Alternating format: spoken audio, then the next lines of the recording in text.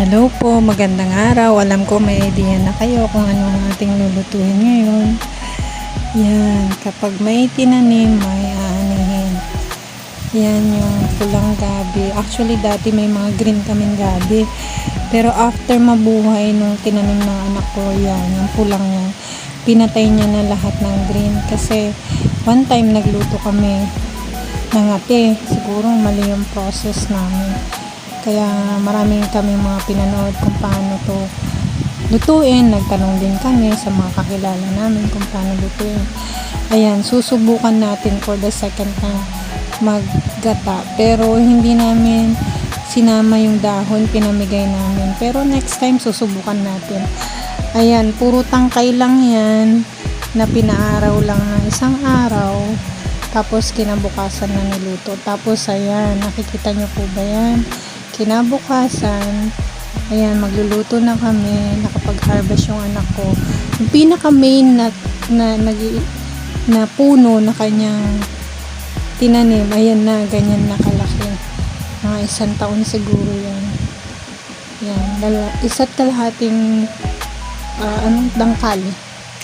Tapos, since nalaman ng kapitbahay namin na may ganyan kami, dahil last time binigay din namin yung na-harvest, humingi siya ng pangtanim. Since siningi lang din namin yung tinanim na yan, syempre magbibigay din kami para sa iba may tanim din sila. Sabi ko nga, madali lang siyang padamin.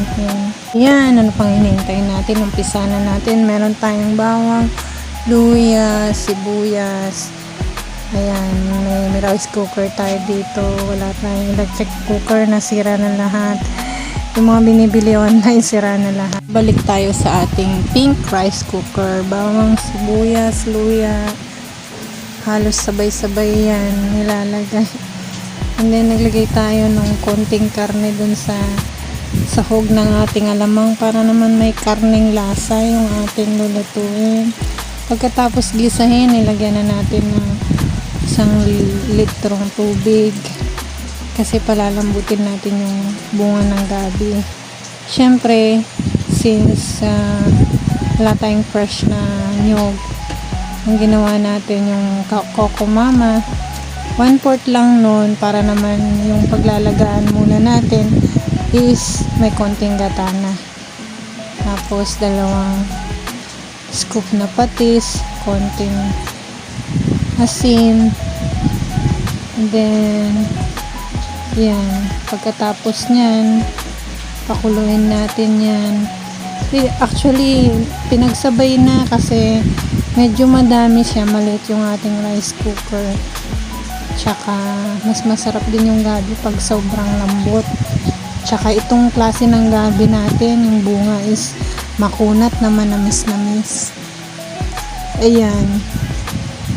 Yan lang nagkaasya sa ating rice cooker. And may konti pa tayong natira. Siguro yun, luluto na lang natin sa bagoong tsaka sampalok bukas. Ginawa natin, unti-unti dinadagdagan natin.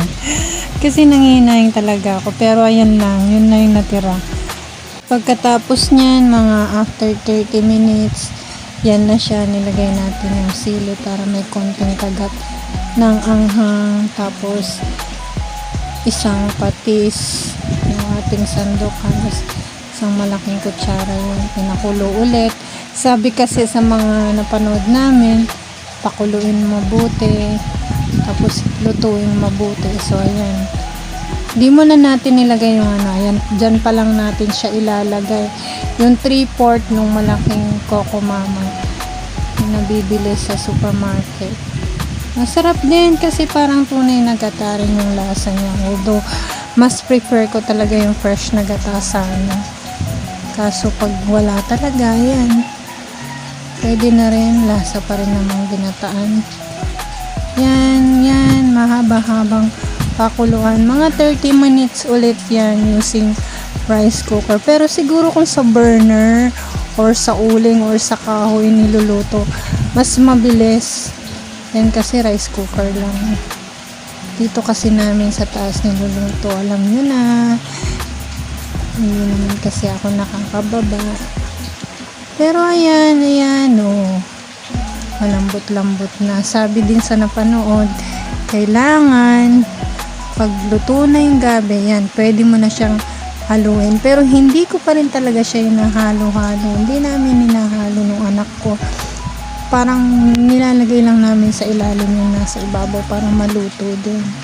Pero tinignan namin yung gabi, buo pa rin. Ayan, luto na. Kita na ba? Ang sarap. Pero kung tutuusin, dapat lutuin pa daw magluto hanggang madurog-durog yung gabi. Pero hindi na kami mapaghintay. Ang bango-bango kasi. Ayan o. Tapos talagang medyo dinagdagan namin ng sabaw. Sabi ng anak ko, masarap maraming sabaw. Mahilig kasi sabaw yung bunso ko. Tinatoppings niya sa kanin. Yan o. Ang sarap. O diba, second try namin. Success. Tapos nung tinikman namin, nag-observe kami, ano, may makati ba? Sabi ng anak ko, wala mama. Okay, success. So, walang kate. Ayan na, ayan, may buo-buo pa yung stem, pero, ay nako, hindi na talaga kami makapaghintay. Pero kung gusto niyo po ba pong yung hanggang sa madurog, tapos nagmamantika, mas masarap yun. Kaso, hindi na talaga. Masarap higupin yung sabaw. Pero yung talagang original na laing tuyo, yung ginagawa nila. Kaya nga, dapat talaga sa kalan nyo iluto or sa kahoy or sa uling. Ayan o, ang sarap i-toppings ng sabaw. Napakasarap po. Ulit, pakita natin. Ayan o. Pero kung gusto nyo, i-dry pa yan. Mas masarap pa. Kasi nakita na namin kanina sa ibabaw yung mga nagmamantika na sinasabi nila. Yun, pag ganun, ibig sabihin paluto na. Pwede na nung tinikman namin. Ayan, kain na kami. Thank you for watching. Sana nag-enjoy kayo. God bless us all.